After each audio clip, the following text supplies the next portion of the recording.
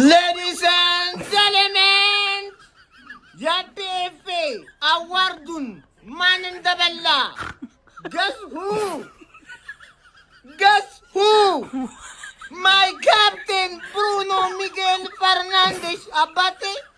ሲጀመር ሼም ይዟቸው ነው እንጂ ፕሪሚየር ሊጉን ቢሰጡን በጣም ነው ደስ የሚላቸው። እሱ እኮ ነው የቀረኝ እኮ እሱ ብቻ እኮ ነው የቀረኝ።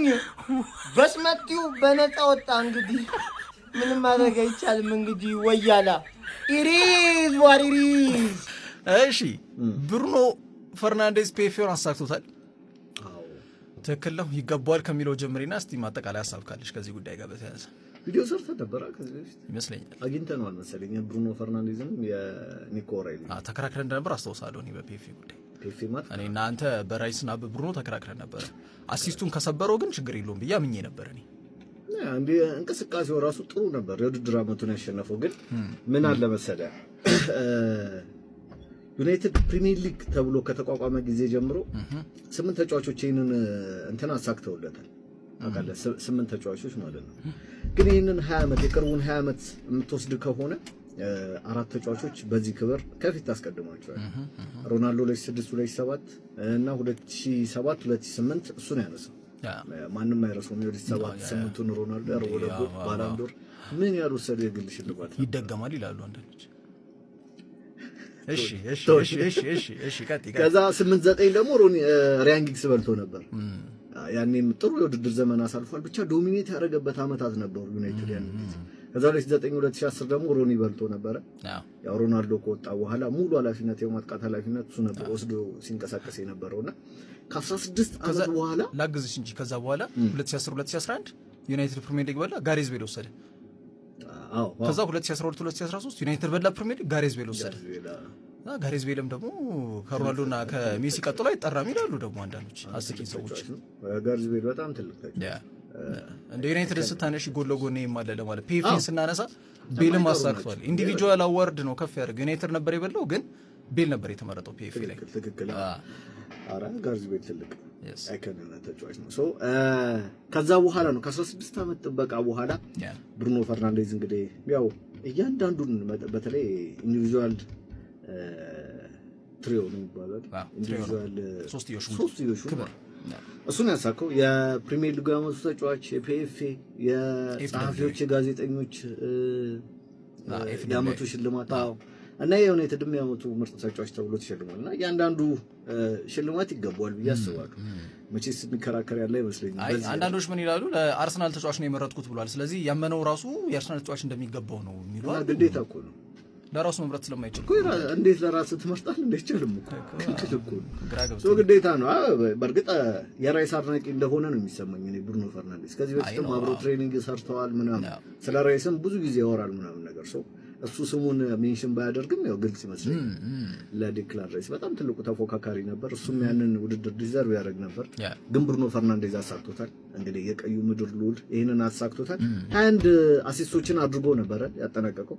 የሄነሪን የዴብሩይንን ሪካርዶች ነው ስብርብር ያደረገው አይደል? በዛ ላይ ዩናይትድን ወደ ቻምፒየንስ ሊግ መመለስ በለው በፕሪሚየር ሊጉ በጣም ተፎካካሪ እንዲሆን ያደረገ የውድድር አመት አሳልፏልና ራሱንም ያው ከሌጀንዶች ተርታ አሁን ላይ ተጽፏል መሰለኝ። እንግዲህ በዩናይትድ ቤት ሌጀንድ ተብሎ ከሚጠሩ ተጫዋቾች አንዱ ይመስለኛል ብሩኖ ፈርናንዴዝ። የማንቸስተር ዩናይትድ የምን ጊዜ ምርጥ 11 እንዳውጣ ብትባል ታስገባዋለህ ማለት ነው። ሌጀንድ ካልከው እንደዛ መሆን አለበት። አይ ሌጀንድ ግዴታ ቤስት 11 ውስጥ ነው እንግዲህ ገው ሌጀንድ አመልሽ ግን በቃ ትልቅ ተጫዋች ነው። ለዩናይትድ በጣም ብዙ ነገር አበርክቷል። የዩናይትድ የምን ጊዜ ምርጥ 11 ይገባል ቦታ አለው ብሩኖ። እኔ እፈልግለታለሁ። አይጣፋም አይደለ? እሱ ሌጀንድ ነው ማለት ነው። ሌጀንድ ነው አይጣፋም ቦታ ለሱ።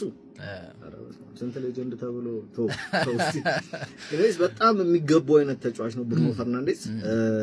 በጣም የሚገርም ደግሞ ትላንት አምሮባት ነበር አይተው ፏን ያለው ግርማ ሞገስ ይመቻትና በግሌ በጣም ማደንቆ አይነት ተጫዋች ነው። በጣም ነው የጨዋታው መንገዱ የሚስበኝ። ደፋር ነው፣ በጣም ደፋር ነው። ኳሶችን ወደፊት ነው የሚያደርገው። ያም ድፍረቱ መሰለኝ 21 አሲስቶችን አድርጎ እንዲያጠናቅቅ ያደረገው። ብዙ ቻንስ ክሬት የሚያደርግ ነው በአውሮፓ ትልልቅ 5 ሊጎች ውስጥ እና ያንዳንዱ ተጫዋች በተለይ ከጎኑ ላሉት ተጫዋቾች ምቾት የሚሰጥ ነው። የሱ ክሬት የሚያደርጋቸው ኳሶች ናቸው ወደ ጎልነት የሚቀየሩት። ዩናይትድን በትልቁ ጠቅሟል፣ ተጫዋቾችን ጠቅሟልና ብሩኖ የሚገባውን ክብር አግኝቷል።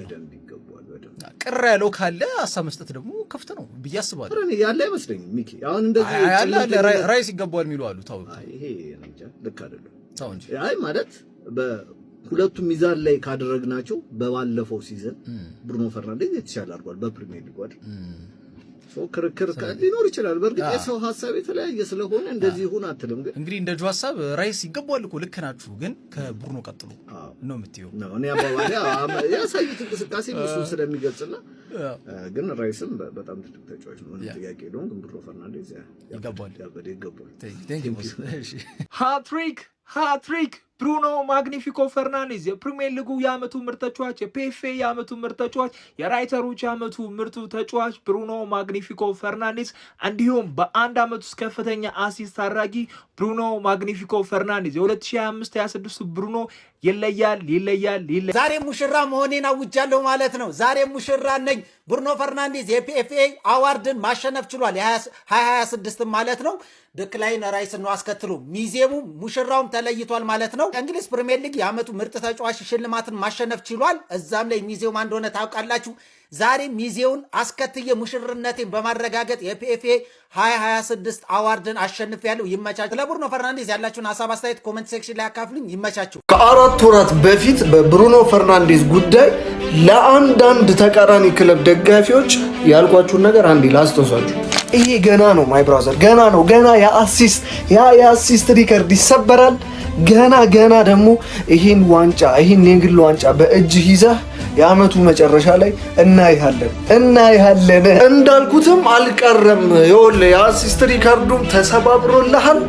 ፒኤፍኤ የዓመቱ ምርጥ ተጫዋች ሽልማትንም አንተ አይገባውም ብትልም ሌጀንድ የኔ ምርጡ ተጫዋች ብሩኖ ፈርናንዴዝ ኤል ማግኒፊኮ አሳክቶት አሳይቶሃል ማለት ነው አባቴ። ብሩኖ ፈርናንዴዝ የፒኤፍኤ የዓመቱ ምርጥ ተጫዋች ተብሎ እንግዲህ ኦፊሻሊ ተሸልሟል ማለት ነው። እንኳን ደስ ያለን ዩናይትዳውያን። አይገባውም ስትሉና ትንሽ ስታለቃቅሱ ለነበራችሁ ደጋፊዎች ዓመቱን ሙሉ ለእናንተም መዝናናቱን ይስጣችሁ ለማለት ነው። ይመቻችሁ። ይችላል ነው ብሩኖ ኤል ማግኒፊኮ። ምንም ጥያቄ አልነበረውም። ብሩኖ ሚጌል ቦርጀስ ፈርናንዴዝ የሶስቱንም አዋርድ ጥቅልል አድርጎ መውሰድ ችሏል ማለት ነው። በዚህ ጋር የምትመለከቱት ፕሌየር ኦፍ ዘ ይር ነው። በዚህ ጋር የምትመለከቱት ፕሪሚየር ሊግ ፕሌየር ኦፍ ዘ ሲዝን ነው። እዚህ ጋር ደግሞ የምትመለከቱት ፉትቦል ራይተርስ ፉትቦለር ኦፍ ዘ ይር የሚለውን ነው የወሰደው ማለት ነው። ጥቅልል ነው ያደረገው አለ የሚባለው ተጫዋች ፕሪሚየር ሊግ ውስጥ ሊያሸንፈው የሚችለውንና ዲዘርቭ ሊሶ እኔ ያው ያመጣበትን መንገድ ብዙ ሰው ሜሽ ያደረጋ ያለው ብዙ ነገር ያለው ግን ኢት ዳዝንት ማተር። ይሄን ያህል ማተር ቢያደርግ የወላ ሰው ጎል ሊያደርጉ ይችላል ብዬ አላስብም። ሌላው ነገር እንዳለው ነው ፒአር ምናምን እያሉና ያው ዓለም ዋንጫ ላይ ብዙ ጥሩ ነገር አላሳለፈም፣ ግን እቺን ሲዝን ሬፕሊኬት ለማድረግ አሁንም በሃንገሪ ይመጣል ብዬ አስባለሁ። ዩናይትድ በጣም ተሻሽሎ ነው የመጣው እንደ ቡድን ማለት ነው። ቱ ቢ ኦነስት ያው የሲቲዋ ጉዳይ በጣም ፓኒክ ያመጣል፣ ግን ያው ጊዜ ይፈልጋል። አንዳንድ ነገሮች ያው በቃ ሀፕን ያደርጋሉ በሚለው ታሳቢነት በመክተት ማለት ነው። ሌላው የሚችለው እዚህ ጋር ምንድን ነው ያው ኤክስፔክቴሽኑ በጣም ጣሪያ መንካቱ አይቀርም። ይህንኑ ሊደጋገሙ ምናምን እና እሱ ትንሽ ጫና ሊያመጣበት ይችላል። ግን ብሩኖ ያንን ጫና ይፈራልን ብዬ አላስብም። ግን ቡድኑም እንግዲህ ያው ሄልፕ ማድረግ አለበት፣ ጥሩ መጮት አለበት ብዬ አስባለሁ። እና ብሩኖ ላይ ብቻ ዲፔንደንት የመሆን ጉዳይ ያው ብዙ ጊዜ ሲወራበት ስላሳየ ሌሎቹ ፐርፎርም አድርገው ማሳየት አለባቸው። እኔ ብሩኖ ዲፔንደንት ብቻ አይደለንም የሚለውን ነገር እና እሱን የማሳየት አቅም እንግዲህ እንዲመጣ ደግሞ ዩናይትድ በተሻለው አቅም እየገዛዛ እንደምታዩት ባሌባ መጥቷል ማለት ነው። በጣም ትልቅ ኢምፓክት አንድ ተጫዋች ኢምፓክት አያመጣም ብላችሁ ካሰባችሁ በሊቨርፑል ቤት እንኳን ማየት ትችላላችሁ። 6 ቁጥር ሳይኖራችሁ ሲቀር ሜዳ ላይ የምትጫወቱበት መንገድ በተለይ በጣም ዲፈረንት ሊሆን ይችላልና ባሌባን የመሰለ ሰው ጨምሩ ደግሞ ኮምፕሌክሲቲው ይቀያየራል። ምንም ጥያቄ የለውም እና ብቻ አዳፕት የማድረግ ጉዳይ ነው። ያው ታጋሽ የመሆን ጉዳይ ነው። ትረስት ዘ ፕሮሰስ የሚባለው ጉዳይ ላይ ነው እና እሷን ጠብቆ ግን ብሩኖ ላይ ያለው ኤክስፔክቴሽን በተመጣጣኝ መንገድ ከቀጠለ እሱም ማድረግ ማይችልበት ምንም ምክንያት አለ ብዬ አላስብም። ኢኒዌይስ አጠናቀው ለማንቸስተር ዩናይትድ ደጋፊዎች ኮንግራት ስላቸዋል። ለብሩኖም ኮንግራትስ ማች ዲዘርቭድ ማለት ነው። ከዛም በኋላ ክሊን ስዊፕ ያው ጥርግርግ ነው ያደረገው እንደምታዩትና ብዙ ጥያቄ ከነበረ በዚህ ቲክ ማጠናቀቅ ይቻላል ብዬ አስባለሁ። ያ እንደዚህ አይነት ዜናዎች ላይ ያመጣችሁ ራሱ መጫ ላይ ሀሳባችሁን ያስቀምጣችሁ ኮፒ ሊንክ ይደረግ። የእናንተን ሀሳብ በደመሳው ስንፈልግ ሀሳባችሁ ማስቀመጥ እንዳይረሳ። በዲቴል ሌላማ ሀሳብ ካላችሁ እንቀበላለን ኦፕንሊ። ብቻ ቀጣይ እስክንገናኝ ድረስ ይመቻችሁ። ደግሞ እንደገና አሁንም ብሩኖ ፈርናንዴዝ ዲክላን ራይስን የፒኤፍኤ አዋርድን ቀምቶታል ማለት ነው። ብሩኖ ፈርናንዴዝ የፒኤፍኤ የዓመቱ ምርጥ ተጫዋች በመባል ዛሬ መመረጥ ችሏል ማለት ነው። በቃ አለቀው ብሏል። እየተከታተለ ይህንን ሽልማት ሁሉንም ሽልማት ቀማው። በቃ ከዲክላን ራይስ ምንም ማድረግ አይቻልም። እንግዲህ ዲክላን ራይስ ፕሪሚየር ሊጉ ሻምፒዮኑ ነው የአውሮፓ ቻምፒዮንስ ሊግ ፍጻሜ ተፋላሚ ሆኖም እንኳን ብሩኖ ፈርናንዴዝ በግል እንጂ በቡድን ይሄን ያህል ስኬት ሳያመጣ ዩሲኤል ብቻ ነው የገባ። ነገር ግን ዲክላን ራይስን ሁሉንም አይነት ሽልማት ቀምቶታል ማለት ነው። ብሩኖ ፈርናንዴዝ እንግዲህ በአመቱ ያሳየው ድንቅ ፐርፎርማንስ እና ያንን ሁላ አሲስት አድርጎ እንግዲህ የፕሪሚየር ሊጉን የአመቱ በአንድ አመት ብዙ አሲስት የማድረግ ሪከርድ ከሰበረ በኋላ ሁሉንም ሽልማት ለብሩኖ ሰጠውታል ማለት ነው። ፐርሰናሊ አይገናኙም ብራዘር። ብሩኖ ደግሞ ልክ እንደ ዲክላን ራይስ የቡድን ስኬት ቢኖረው ደግሞ በአውሮፓ ቻምፒዮንስ ሊግ ፍጻሜ ፕሪሚየር ሊጉ ሻምፒዮን ቢሆን ደግሞ አስቡት ባላንዶር ማለት ነው ብራዘር።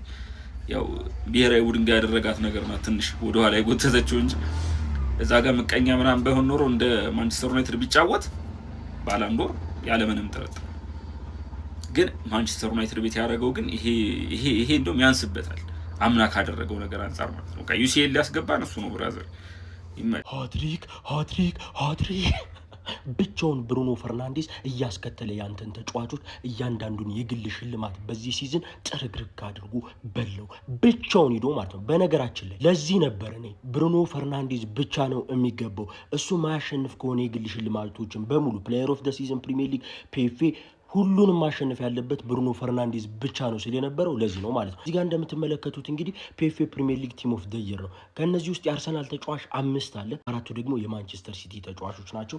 ሌላኛው እንግዲህ ኢጎር ቲያጎ ነው። ኢጎር ቲያጎ እንደ ጌም ምናምን ላይ ስንመለከተው ጨዋታዎች ላይ በጣም ብዙ ቻንሶችን ሲያባክን የነበረ ቡድኑም ጥሩ የነበረ ነገር ግን ያው የጨረሰበት ደረጃ የምናውቀው ነው። 9ኛ ደረጃ ላይ ነው ያጠናቀቀው ብሬንትፎርድ። ነገር ግን ያስቆጠረው ጎል ግዴታ እዚህ ውስጥ እንዲገባ ያስገድዷል። ወደ 22 ጎል ምናምን ያስቆጠረው ካልተሳሳት እነ ብሪያን ቤሙን እና ዊሳለቁ ጎል የሚያስቆጠርለት ተጫዋች በሚያስፈልገው ሰዓት ብሬንትፎርድ 22 ጎል ማስቆጠር በጣም ያበደ ነገር ነው። ለዛም ተካቷል። ነገር ግን ሌላኛው ምን መሰላችሁ? ሌሎችን ቲሞች ተመልከቱ። ለምሳሌ አርሰናል ማጋሊሽን ያጣበት ጌም ነበር። ለተወሰኑ ጨዋታዎችን ቢሆን ዊሊያም ሳሊባንም ያጣበት ጌም ነበር። ቲምበርን ያጣበት ጌም ነበር። ነገር ግን ጨዋታዎችን ከማሸነፍ ወደ ኋላ አለም ይሄ ቡድን ማለት ነው። ዋንጫውንም እንዲያሳካ ሆኗል። እነሱንም እያጣ ቢሆን ያ ማለት ምን ማለት ነው? ኮንስታንት ፕሌየር የለም። እንደ ቡድን ነው ምርጥ የነበሩት። እዚህ ውስጥ ዴቪድ ራያ በጣም ምርጥ ነበር። ማጋሊሽ በጣም ምርጥ ነበር። ዊሊያም ሳሊባ ምርጥ ነበር። ቲምበር ምርጥ ነበር። ዴክላን ራይስ ምርጥ ነበር። ሁሉም ምርጥ ነበር። እዚህም ጋር በምትመለከቱ ይሄ ያንግ ፕሌየር ኦፍ ዘ ይርን ያሸነፈው ተጫዋች ነው። ሃላንድ ስንት ጎል እንዳስቆጠረ እሱ ነው ቶፕ ስኮር። ፐርኪ ያለ ገና ከመምጣቱ ብቻ ምልላችሁ ነው። እነዚህ ተጫዋቾች እንደ ቡድኑ ላይ ከ5 እና ከ6 በላይ ተቃራኒው ብሩኖ ፈርናንዴዝ ጋር ስንሄድ 10 ጎል ምናምን ያስቆጠሩ ተጫዋቾች ቢኖሩንም እሱ ባልኖርባቸው ተጫዋቾች ስንቸገር ነበር። የመጀመሪያ ጨዋታውን ማለት ነው ብሩኖ ፈርናንዴዝ ሲጫወት ነው ጨዋታ የአስቶን ቪላ ጌም 2-1 የተሸነፍንበት ጌም ነው። እሱ 46ኛው ደቂቃ ላይ ተቀይሮ ሲወጣ ጎል ተቆጥሮብን ተሸንፈን ነው ወጣን ማለት ነው። ያ ማለት ምን ማለት ይመስላል? በሩበን አሞሪም ታይም እንደ 6 ቁጥርም ሲጫወትልን ነበር። እሱ ወጦም ከሄደ በኋላ ሪከርድ እስከ መስበር ድረስ የሚያደርስ የሚገርም ብቃቱን ሲያስመለክተን 20 ምናምን አሲስት አደረገ ማለት ጭራሽ እሱ ግን ከአስቶን ቪላ ጨዋታ በኋላ እንደወጣኛው ጨዋታችን እነ ሊድስ ነው የነበሩ ኒውካስትልን ብቻ በዶርጉ ጎል 1-0 ግን በጣም ተቸግረን አሸንፈን ነበር። ሌሎች ጨዋታዎችን ብትመለከቱ ሌላ ወልቭስን አግኝተን ማሸነፍ አልቻልንም ነበር። በሜዳችን 1-1 ነበር ያጠናቀቀው። ያለ ብሩኖ ፈርናንዴዝ ነገሮች በጣም ከባድ ስለነበሩ ማንቸስተር ዩናይትድን ተሸክሙ የግል ስለሆነ ማለት ነው ሽልማቱ ተሸክሞ አንድ ቡድንን እዛ ያደረሰ ጀግና ተጫዋች ስለነበረ የዚህ ሲዝን እያንዳንዱ የግል ሽልማቶች ለሱ ብቻ ነበር የሚገቡት። እያንዳንዱን ተጫዋች ልከ አስከትሎ ከጀርባው ብቻውን እያንዳንዱን ሽልማት ተሸክሞ መጥቷል። ብሩኖ ፈርናንዴዝ ሲያንሰው ነው።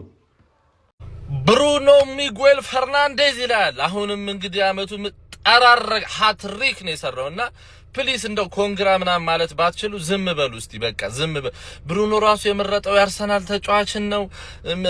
ጮርናቄ ጭንቅላት ተሰብስባችሁ እና ራሱን ይምረጥ። አንደኛ እሱ ነው። ሁለተኛው ኦብቪየስሊ ራይስ ነው። ራይስን ነው የመረጠው። ሁለተኛውን ነው የመረጠው ራሱን መምረጥ ስለማይችል ምን እንደው ጮርኔ ጭንቄ እንደው ምን ዘሪል ብሩኖ ጉማሬ ዋንጫ በበላህበት አመት ተጫዋቾችን እንዳለ አስከትሎ ሚዚ አድርጎ ሃትሪክ የግል ሽልማቶችን የጠራረገ የሌጀንድህን ሪከርድ የሰበረን ሰውዬ ዝም ብለህ ማንንም ኢካክ እያመጣህ አታወዳድርም። ፖርቹጊዝ ማግኒፊኮ ናቴ ተሙት።